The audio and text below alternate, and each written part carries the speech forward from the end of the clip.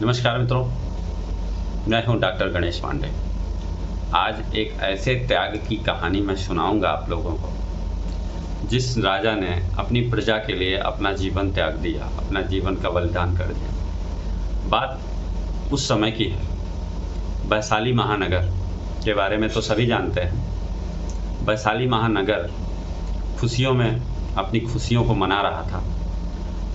खुशियों को मनाते हुए इसी का फायदा उठा के उनके शत्रु देशों ने उन पर आक्रमण कर दिया। राजा लड़ते रहे शत्रुओं से, और जब देखा कि हमारी प्रजा को ये जो शत्रु सेना है बहुत ज़्यादा प्रताड़ित कर रही है, तो उन्होंने शत्रु सेनापति से हाथ जोड़कर कहा कि जो कहिए मैं वो करने को लिए तैयार हूँ, जो कहिए मैं वो करने के लिए तैयार हूँ, लेकिन आप मेरी प्रजा और मेरी सेना को बख्श दीजिए। तो जो शत्रु सेनापति था उसने कहा, आप जितनी देर इस नदी में डूबे रहेंगे उतनी देर तक मैं आपकी सेना को बख्श दूंगा, आपकी प्रजा को बख्श दूंगा।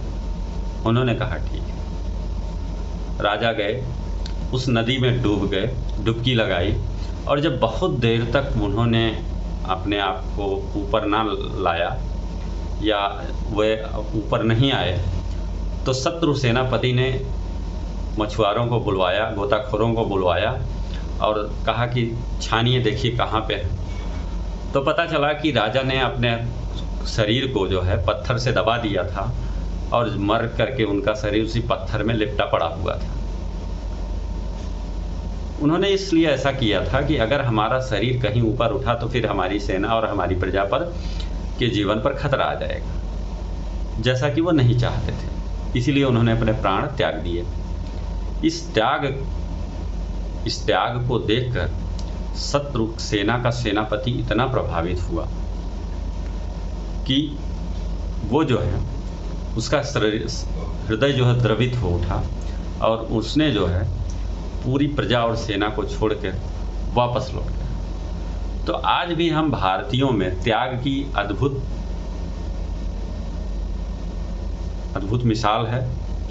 हमारे लिए नैतिक मूल्य है, त्याग है, तपस्या है, बलिदान है, और इसी त्याग, तपस्या और बलिदान के बल पे हम भारतीय आज भी जिंदा हैं, आज भी जी रहे हैं।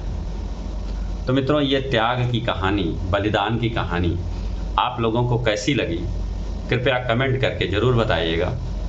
तो फिर मिलेंगे एक नई वीडियो के साथ। तब तक के लिए नमस्कार।